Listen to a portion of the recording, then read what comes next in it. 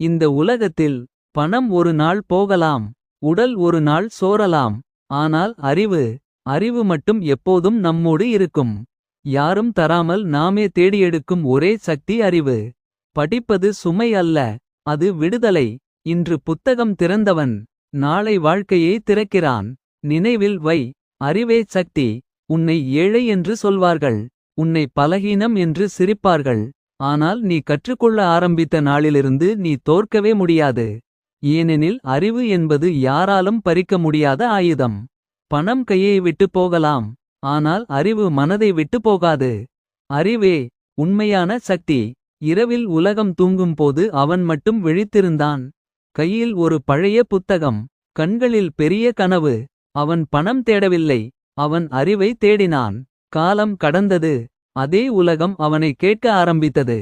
ஏனெனில் அறிவால் உருவானவன்